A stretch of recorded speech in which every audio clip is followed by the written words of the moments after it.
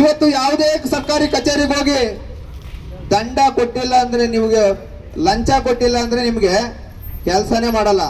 ಯಾವನ ಬಿಲ್ಡ್ರು ಹೋದ್ರೆ tahsildar office chamber ಒಳಗಡೆ ಕೂತಿರ್ಸ್ತಾರೆ, ಬಿಳೆ ಬಟ್ಟೆ ಹಾಕೊಂಡೋದನ್ಗೆ. ನಿಮ್ಮಂತವ್ರು ಹೋದ್ರೆ ಬಾಕ್ಲಲ್ಲಿ ಕೂತಿರ್ಬೇಕು. ಯಾವ ಅಧಿಕಾರಿಗೂ ಕೂಡ ಸರ್ಕಾರದ ಕೆಲಸ ದೇವರ ಕೆಲಸ ಅಂತೇನು ಹೇಳ್ತಾರೆ ನಮ್ಮ ವಿಧಾನಸೌಧ ಮೇಲೆ ಇದೆ, ಅದಕ್ಕೆ ಒಂದೇ ಒಂದು ಪರ್ಸೆಂಟ್ ಆದ್ರೂ ಅದರ ತಕ್ಕನಂಗೆ ಕೆಲಸ ಮಾಡುವಂತ ಅಯೋಗ್ಯ ಇಲ್ಲ. ಹಾಗಾಗಿ ಈ ಭ್ರಷ್ಟಾಚಾರ ತೊಲಗಬೇಕಾದ್ರೆ ನಾವು ಕಸಕ್ಕೆ ಹೋಲಿಸಿದ್ದೇವೆ ಅವ್ರನ್ನ. ಯಾರು ಭ್ರಷ್ಟಾಚಾರದಲ್ಲಿ ಮುಳುಗಿದ್ದಾರೆ ಅವರೆಲ್ಲರೂ ಕೂಡ ಕಸಕ್ಕೆ ಸಮಾನ. ಈ ಕಸಮುಕ್ತ ಕರ್ನಾಟಕವನ್ನು ನಾವು ಮಾಡಿದ್ದೇ ಆದ್ರೆ ಇವ್ರನ್ನೆಲ್ಲ ಬದಲಾಯಿಸೋದು ದೊಡ್ಡ ಕೆಲಸ ಏನಲ್ಲ. ಕರ್ವೆ ಸಿಂಹ ಸೈನ್ಯ ಇವತ್ತು ಕರ್ವೆ ಸಿಂಹದ ಸೈನಿಕರು ಅಂತ ಏನಕ್ಕೆ ಹೇಳಿದೆ ಅಂದ್ರೆ, ನಮ್ಮ ಜೊತೆ ಇರುವಂತವರೆಲ್ಲರೂ ಕೂಡ ಯಾವುದೋ ಒಂದು ಆಮಿಷಗಳಿಗೆ ಒಳಗಾಗುವಂತ ವ್ಯಕ್ತಿಗಳಲ್ಲ, ಯಾರು ಕೂಡ ದುಡ್ಡು ಮಾಡಕ್ ಬಂದವರಲ್ಲ, ಯಾರು ನಿಮ್ಮ ಹತ್ರ ಕೈ ಚಾಚಕ್ ಬಂದಿರೋರಲ್ಲ. ಇವರೆಲ್ಲರೂ ಕೂಡ ಉದ್ಯಮಿಗಳೇ. ಎಲ್ರಿಗೂ ಕೂಡ ಕೈಯಲ್ಲಿ ಕೆಲಸ ಇದೆ, ಎಲ್ರಿಗೂ ಬದುಕಿ ಅವರು ಜೀವನ ಅಲ್ಲದೆ ಒಂದು 10 ಜನ ಊಟ ಹಾಕೋ ಅಷ್ಟು ಶಕ್ತಿ ಇರುವಂತವರೇ ಇಲ್ಲಿರೋರು. ಇಂಥವ್ರು ನೀವೆಲ್ಲೂ ಈ ಕರ್ನಾಟಕದಲ್ಲಿ ಹುಡುಕ್ಲಿಕ್ಕೆ ಸಾಧ್ಯನೇ ಇಲ್ಲ. ಅಂತ ಸಂಘಟನೆ ಈ ಸಂಘಟನೆ. ಹಾಗಾಗಿ ನಾನು ಈ 19ನೇ ದಿನ ಏನು ನಮ್ಮ ನಡೆ ಕರ್ವೆ ಸಿಂಹ ಸೈನ್ಯದ ನಡೆ ಸ್ವಚ್ಛತೆ ಕಡೆ ಅಭಿಯಾನ ಮಾಡ್ತಾ ಇದೀವಿ. ಇವತ್ತು ಇಡೀ KR ಪುರಂ ವಿಧಾನಸಭಾ ಕ್ಷೇತ್ರದಲ್ಲಿ ಹೆಚ್ಚು ಕಡಿಮೆ 80ರಿಂದ 90 ಭಾಗದಷ್ಟು ಸ್ವಚ್ಛವಾಗಿ ಕಾಣಲಿಕ್ಕೆ ಪ್ರತ್ಯಕ್ಷ ದರ್ಶನವಾಗಿ ಎಲ್ಲ ರಸ್ತೆಗಳಲ್ಲಿ ನೋಡಬಹುದು. ಅದು ಯಾರಿಂದ ಸಾಧ್ಯ ಅಂದ್ರೆ ಅದು ನಿಮ್ಮಿಂದ ಮಾತ್ರ ಸಾಧ್ಯ. ಅದನ್ನ ಯಾರು ಸ್ವಚ್ಛತೆ ಮಾಡಿರೋದು ಅಂದ್ರೆ ನೀವೇ. ನೀವಿಲ್ಲದೆ ನಾವು ಮಾಡೋಕ್ಕಾಗಿಲ್ಲ. ನಾವು ಹೇಳಿದ್ದೀವಿ ಅಷ್ಟೇ. ನಾವು ಅಧಿಕಾರಿಗಳಿಗೆ ಎಲ್ಲಿ ಬೆಂಡೆತ್ತಬೇಕೋ ಅಲ್ಲಿ ಎತ್ತಿದ್ದೀವಿ. ಆದ್ರೆ ಕೆಲಸ ಮಾಡಿರೋರು ಯಾರು ಅಂದ್ರೆ ನೀವು. ನಾವು ತಿಂದು ಬಿಸಾಕಿರೋದು ನೀವು. ಆ ಕೊಚ್ಚೆಯಲ್ಲಿ ನಿಮ್ಮ ಮಧ್ಯಾಹ್ನ ಈ ನಡುವೆ ನೋಡ್ತಾ ಇದ್ದೀನಿ. 19 ದಿನದಲ್ಲಿ ನನಗಾದಂತ ಅನುಭವ ಬಹಳ ಸಂಕಟ ಆಗುತ್ತೆ. ನಿಮಗೆ ಸರಿಯಾದ ರೀತಿಯಲ್ಲಿ ಸಂಬಳ ಸಾಲದ್ರಿ. ನಿಮಗೆ ಕೊಡ್ತಾ ಇರೋ ಸಂಬಳ ಸಾಲದು. ಯಾರು ತಿಂತಾ ಇದ್ದಾರೆ? ಒಬ್ಬೊಬ್ಬ ರಾಜಕಾರಣಿ, ಒಬ್ಬೊಬ್ಬ ಅಧಿಕಾರಿ ಕೋಟ್ಯಾಂತರ ರೂಪಾಯಿ ದುಡ್ಡು ಮಾಡಿದ್ದೇನೆ. ನೀವೇನ್ ಮಾಡಿದಿರಿ? ನಿಮ್ಗೇನ್ ಕೊಟ್ಟಿದ್ದಾರೆ? ನಾನು ಏನಾದ್ರು ಒಂದು ವಿಡಿಯೋ ಮಾಡಿದ್ರೆ ನಿಮಗೆ ಫೋನ್ ಮಾಡೋದು ಎತ್ರೋ ಅಂದ್ರೆ ಅದಕ್ಕೆ ತಕ್ಕಂತ ಸವಲತ್ತುಗಳನ್ನ ಕೊಡ್ಬೇಕು ನಿಮ್ಗೆ. ಕಷ್ಟಪಡುವವನ್ಗೆ, ಕಾರ್ಮಿಕನನ್ನ ಉಳಿಸ್ಕೊಂಡ್ರೆ ಮಾತ್ರ ಈ ದೇಶ. ಕಾರ್ಮಿಕ ಇಲ್ಲದೆ ಯಾವುದೂ ಇಲ್ಲ. ಯಾವ MLAಗೂ ಕೂಡ ಡ್ರೈವರ್ ಬೇಕಾದ್ರೆ ಕಾರ್ಮಿಕ, ಅವನ್ ಡ್ರೈವರ್ ಇದ್ರೆ ಮಾತ್ರನೇ ಅವನಿಗೆ ಮರ್ಯಾದೆ. ಅವನ ಮನೇಲಿ ಬಾತ್ರೂಮ್ ತೊಳೆ ಕಾರ್ಮಿಕ ಇದ್ರೇನೆ ಅವನು ಮಾರನೇ ದಿನ ವಾಸನೆ ಇಲ್ದಿರ ಅವನು ಬಾತ್ರೂಮ್ ಹೋಗಕ್ಕಾಗೋದು. ಅವನ ಮನೆ ಕಸ ಹೊಡೆಯವನ್ ಕಾರ್ಮಿಕ ಇದ್ರೆ ಮಾತ್ರನೇ ಅವನು ಬಟ್ಟೆ ಒಗೆಯವನ ಹತ್ರದಿಂದ ಪ್ರತಿಯೊಬ್ಬ ಅವನ ಗಾರ್ಡನ್ ಕ್ಲೀನಿಂಗ್ ಇಂದ ಪ್ರತಿಯೊಂದು ಕೂಡ ಕಾರ್ಮಿಕ ಸ್ವಚ್ಛವಾಗಿಟ್ರೆ ಅವನು ಸ್ವಚ್ಛವಾಗಿರ್ತಾನೆ. ಅವನ ಹತ್ರ ದುಡ್ಡು ಮಾತ್ರ ಇದೆ, ನಿಮ್ಮ ಹತ್ರ ಕೆಲಸ ಇದೆ, ಸ್ವಾಭಿಮಾನ ಇದೆ ನಿಮ್ಮ ಹತ್ರ. ನೀವು ಸ್ವಾಭಿಮಾನಿಗಳು. ನಿಮ್ಮ ಹತ್ರ ಏನಿಲ್ಲ, ಅವ್ರಿಗೂ ನಿಮ್ಗಿರೋ ವ್ಯತ್ಯಾಸ ಒಂದೇ. ಅವನ ಹತ್ರ ದುಡ್ಡು, ನಿಮ್ಮ ಹತ್ರ ದುಡ್ಡಿಲ್ಲ. ನಿಮ್ಮ ಹತ್ರ ಸ್ವಾಭಿಮಾನ ಇದೆ. ನೀವು ಕಷ್ಟಪಟ್ಟು ಜೀವನ ಮಾಡ್ತಾ ಇರೋದು ಯಾರಾದ್ರೂ ಇದ್ರೆ ಅದು ಕಾರ್ಮಿಕರು. ನಿಜಾನೇ ಇಲ್ವಾ? ನಿಮ್ಮ ಕಷ್ಟನ ಯಾರಾದ್ರೂ ಕೇಳಿದಾರಾ?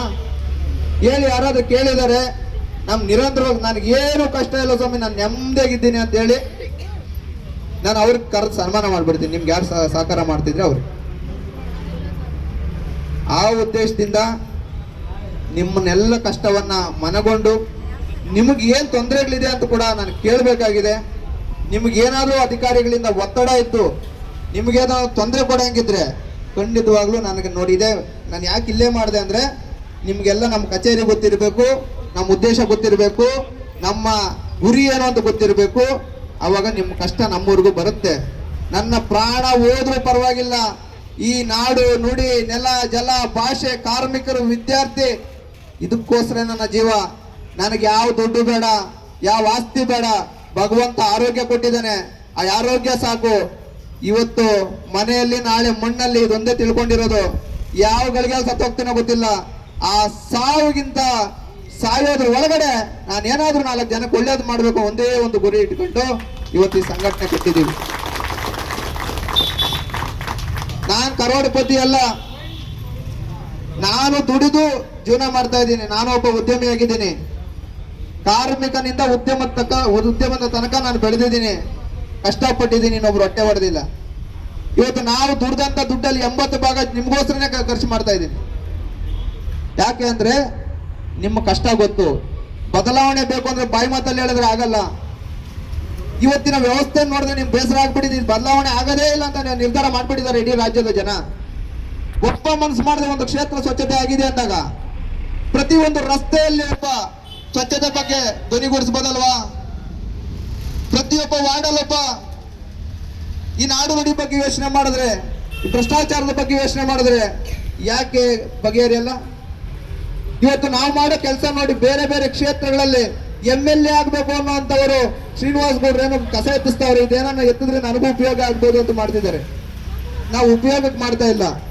ನಾವು ಇದು ಬಗೆಹರಿಸ್ಬೇಕು, ಜನರಿಗೆ ಒಳ್ಳೇದಾಗಬೇಕು, ನಮ್ಮ ಆರೋಗ್ಯದ ದೃಷ್ಟಿಯಲ್ಲಿ ಎಲ್ರಿಗೂ ಕೂಡ ಒಳ್ಳೇದಾಗಬೇಕು ಅಂತ ನಾವು ಇದು ಮಾಡ್ತಿದ್ದೀವಿ.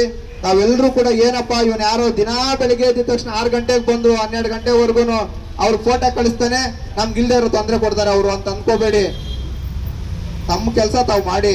ನಿಮ್ಗೆ ಏನಾದ್ರು ಅಷ್ಟು ಕೆಲಸ ಮಾಡಕ್ ಆಗ್ತಾ ಇಲ್ಲ ನಮ್ಗೆ ಅಂದ್ರೆ ಅವ್ರ ಹತ್ರ ನಾನು ಮಾತಾಡ್ತೀನಿ. ನಿಮ್ಗೆ ಸಂಬಂಧಪಟ್ಟ ಅಧಿಕಾರಿಗಳ ಹತ್ರ, ನಾನು ಈ ರಾಜ್ಯದ ಮುಖ್ಯಮಂತ್ರಿ ಹತ್ರ ಮಾತಾಡ್ತೀನಿ. ಹೆಚ್ಚುವರಿಯಾಗಿ ಜನ ಕಳಿಸಿ, ಅವ್ರ ಕೈಯಲ್ಲಿ ಎಷ್ಟಾಗುತ್ತೋ ಅಷ್ಟೇ ಕೆಲಸ ಮಾಡಿಸಿ. ಇನ್ನೊಂದು 100 ಜನನ ಎಕ್ಸ್ಟ್ರಾ ಆಗ್ಲಿ ಪರವಾಗಿಲ್ಲ, ಹೆಚ್ಚಾಗಿ ಹಾಕಿ. ಇನ್ನೂ ಒಂದು 500 ರೂಪಾಯಿ ತೆರಿಗೆ ನಮ್ಮ ಮೇಲೆ, ಜನಗಳ ಮೇಲೆ ಹೆಚ್ಚಾಗಿ ಹಾಕಿ. ನಾವು ಕಟ್ಟಕ್ಕೆ ತಯಾರಿದ್ದೀವಿ. ಇದು ಆಗ್ಲೇಬೇಕಾಗಿರುವಂತ ಕೆಲಸ, ಇದಾಗಲೇಬೇಕಾಗಿರುವಂತ ಕೆಲಸ. ತಾವೆಲ್ಲರೂ ಸಹಕರಿಸಬೇಕು. ತಮ್ಗೆಲ್ರಿಗೂ ಊಟಕ್ಕೆ ಸಮಯ ಆಗಿದೆ.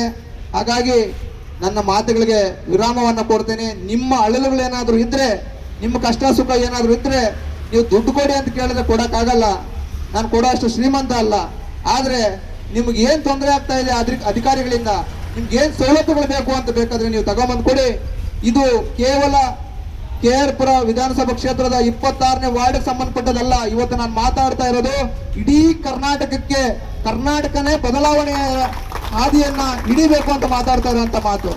ಹಾಗಾಗಿ ನಮ್ಮೆಲ್ಲ ಸಹಕಾರ ಬೇಕಾಗಿದೆ. ನಾವು ಸಣ್ಣ ಹುಡುಗರೆ, ನಾವು ಇದೇನೋ ಒಂದು ಪ್ರಚಾರಕ್ಕೆ ಅಂತಲ್ಲ, ಇದು ಬದಲಾವಣೆ ಆಗಬೇಕು ಅಂದ್ರೆ ನಾವೇನೋ ಒಂದು ಒಳ್ಳೇದು ಮಾಡಿದಾಗ ಇನ್ನೊಂದಷ್ಟು ಬದಲಾವಣೆ ಆಗುತ್ತೆ. ಮೊನ್ನೆ ಒಂದು ಸಭೆಯಲ್ಲಿ ನಾನು ಈ ರೈತರ ಪರವಾಗಿ ತುಂಬಾ ವಿಚಾರಗಳಿದ್ದಾವೆ, ಸಮಯ ಆಗ್ಬಿಡುತ್ತೆ ನಿಮ್ಗೆ, ತುಣುಕಾಗಿ ಹೇಳ್ತೀನಿ. ಬಿಡದಿ ರೈತರ ವಿಚಾರವಾಗಿ ಸರ್ಕಾರ ತಗೊಂಡಂತ ನಿಲುವನ್ನ ನಾವು ಪರಕೆ ಮತ್ತು ಒನಕೆಯನ್ನ 10,000 ಒನಕೆ ಕೊಡ್ತೀವಿ ಅಂತ ಇಲ್ಲಿಂದ ಘೋಷಣೆ ಮಾಡಿದ್ವಿ. ಅಲ್ಲಿನ ರೈತರು ನಮ್ಮ ವಿಡಿಯೋಗಳನ್ನ ನೋಡಿ ನನಗೆ ಕರೆ ಮಾಡಿದ್ರು, ಅಣ್ಣ ನೀವು ಒಳ್ಳೆ ಒಂದು ನಿರ್ಧಾರ ಮಾಡಿದಿರಿ, ನಾವು ಪರ್ಕೆಲ್ ಹೊಡೆದೇ ತೀರ್ತೀವಿ ಅಂತೇಳಿ ಹೇಳಿ ಅಲ್ಲಿಂದ ಮಾಡಿದ್ರು. ಅಟ್ಟಾಡಿಸ್ಕೊಂಡು ಹೊಡೆದ್ರು ಅಧಿಕಾರಿಗಳನ್ನ.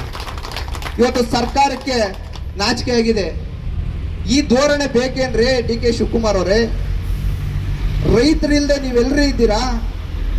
ನೀವಿವತ್ತು ಚಿನ್ನದ ದುಡ್ಡು ಕೂಡ ತಿಂದ್ಬಿಡ್ಬೋದೇನೋ, ಸಂಪಾದನೆ ಮಾಡಿ ಮಲ್ಕೊಂಡ್ ಬಿಡ್ಬೋದು ಅದ್ರ ಮೇಲೆ. ಆದ್ರೆ ರೈತ ದುಡಿದ್ರೆ ಮಾತ್ರನೇ ಜೀವನ ಆಗೋದು. ರೈತರ ಬಗ್ಗೆ ಯಾರಿಗ್ರಿ ಕಾಳಜಿ ಇದೆ ನಿಮ್ಗೆ?